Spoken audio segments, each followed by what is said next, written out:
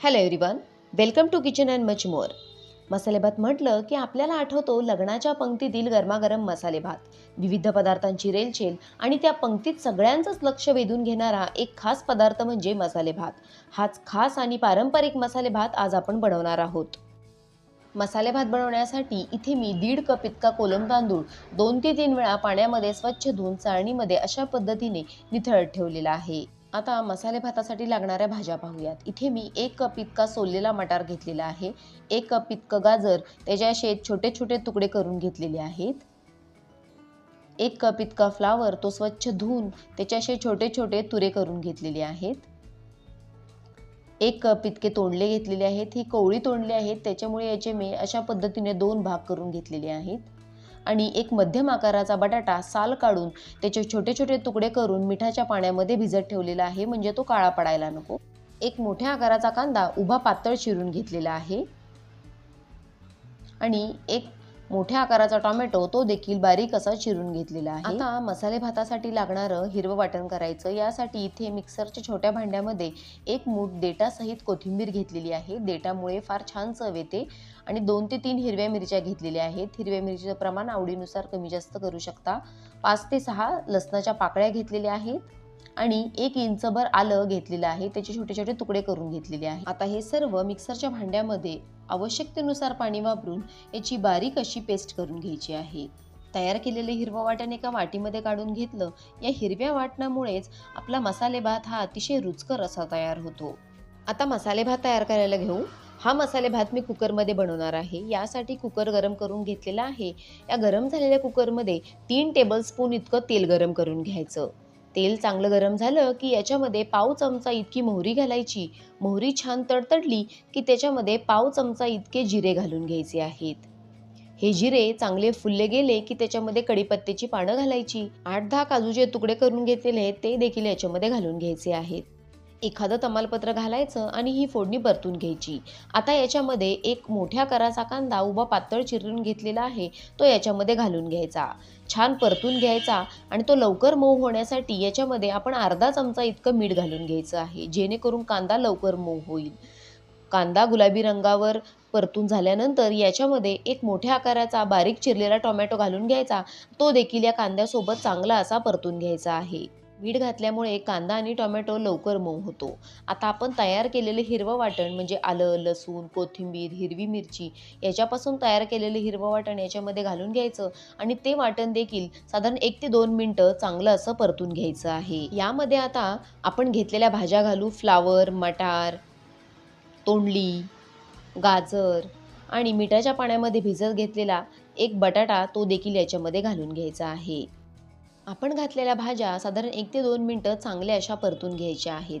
भाज्यांचं प्रमाण तुम्ही कमी अधिक केलं तरीही चालेल. आता याच्यामध्ये पाव चमचा इतकं हिंग घालून घ्यायचा, अर्धा चमचा हळद घालायची आणि पाव चमचा इतकं लाल तिखट घालायचं. याने रंग फार सुरेख येतो. 3 चमचे इतका गोडा मसाला घालून घ्यायचा आहे. हा घरी बनवलेला गोडा मसाला आहे. याची रेसिपी तुम्हाला हवी असेल तर तुम्ही मला कमेंट बॉक्समध्ये विचारू शकता. आता हे सर्व मसाले या भाज्यांसोबत व्यवस्थित असे परतून घ्यायचे आहेत. हा मसाले भात बनवत असताना याच्यामध्ये तुम्ही वांग, फरसबी देखील घालू शकता. या भाज्या चांगल्या व्यवस्थित परतून झाल्यानंतर आता याच्यामध्ये आपण धुवून नितळत ठेवलेला कोलम तांदूळ घालून घ्यायचा आहे. कोलम तांदूळ घातला की तो तांदूळ देखील या भाज्यांसोबत आपल्याला 2 ते 3 मिनिटं व्यवस्थित असा परतून घ्यायचा आहे. एक महत्त्वाची टीप म्हणजे तुम्ही भाताचा कुठलाही प्रकार करत असाल तर तांदूळ हा चांगला सुरुवातीला परतून घ्यायचा. आणि दुसरं म्हणजे तांदूळ परतत असताना शक्यतो लाकडी उलथाण्याचा किंवा लाकडी चमच्याचाच वापर करायचा, म्हणजे तांदळाचा दाणा तुटत नाही. हा तांदूळ या भाज्यांसोबत 2 ते 3 मिनिटं चांगला परतून घेतला की याच्यामध्ये आता आपण पाणी घालून घेणार आहोत. इथे मी 1.5 वाटी इतका तांदूळ घेतलेला होता. ज्या वाटीने 1.5 वाटी इतका तांदूळ घेतलेला आहे त्याच वाटीने मी 3 वाटी इतकं पाणी याच्यामध्ये घालून घेणार आहे. मसाले भात हा जास्त मोकळा सळसळीत चांगला वाटत नाही, म्हणून बरोबर इथे मी तांदळाच्या दुप्पट इतकं पाणी याच्यामध्ये घालून घेतलेलं आहे. पाणी घातल्यानंतर चमच्याच्या साहाय्याने हे परत एकदा असं मिक्स करून घेतलं. काही ठिकाणी तर ना मसाले भात बनवताना कांदा आणि लसूण याचा वापर न करता मसाले भात बनवला जातो. आता याच्यामध्ये आपण आवश्यकतेनुसार मीठ घालून घेणार आहोत. साधारण 2 चमचे इतकं मीठ याच्यामध्ये मी घालून घेतलेलं आहे. कांदा टोमॅटो मऊ करताना आपण त्याच्यामध्ये देखील अर्धा चमचा इतकं मीठ घातलेलं, त्याच्यामुळे मिठाचं प्रमाण तुम्ही आवश्यकतेनुसार कमी अधिक करू शकता. मसाले भाताची चव बॅलन्स व्हावी याकरता याच्यामध्ये अर्ध्या लिंबा एवढा गुळाचा खडा घालायचा आणि अर्धा चमचा इतकं तूप घालून घ्यायचं. कोणताही भाताचा प्रकार करत असताना वरून तूप घातलं ना तर त्याची चव अगदी दुपटीनं वाढते. आता हे सर्व परत एकदा व्यवस्थित मिक्स करून घ्यायचं आणि कुकरला झाकण लावून घ्यायचं. लहान ते मध्यम गॅसवर आपल्याला या कुकरची एक शिट्टी काढून घ्यायची आहे. एका शिट्टीमध्येच हा मसाले भात तयार होतो, कारण हा तांदूळ आपण अगोदर धुवून निथळत ठेवलेला होता. इथे एक शिट्टी काढून घेतलेली आहे आणि आपला हा मस्त गरमागरम वाफाळता असा मसाले भात तयार झालेला आहे. पहा ना, या मसाले भातामधील तांदूळ देखील व्यवस्थित शिजलेला आहे, तसेच हा भात तळाला खाली देखील लागलेला नाही. हा मसाले भात बनवताना आपण वापरलेली प्रत्येक भाजी ही व्यवस्थित शिजलेली आहे. बघा ना, यातील वापरलेलं गाजर हे देखील व्यवस्थित शिजलेलं आहे, जास्तीची कोणतीही भाजी शिजलेली नाही. तयार झालेला मस्त असा गरमागरम मसाले भात लग्नाच्या पंक्तीमध्ये आमटीसोबत कोशिंबिरीसोबत सर्व केला जातो. महाराष्ट्रातील प्रत्येक लग्नामध्ये मसाले भात हा आवडीनं सर्व केला जातो.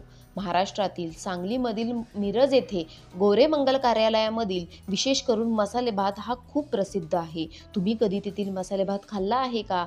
खाल्ला असेल तर मला कमेंट बॉक्समध्ये नक्की सांगा. मी बनवलेली मसाले भातची रेसिपी तुम्हाला कशी वाटली हे मला कमेंट बॉक्समध्ये नक्की सांगा. व्हिडिओ आवडला तर लाईक करा, तुमच्या मित्रमैत्रिणींसोबत नातेवाईकांसोबत जास्तीत जास्त शेअर करा आणि माझ्या किचन अँड मच मोर या चॅनलला सबस्क्राईब करा. चला तर मग भेटू अशाच नवनवीन पारंपरिक आणि प्रमाणबद्ध अशा रेसिपींसोबत. तोपर्यंत धन्यवाद.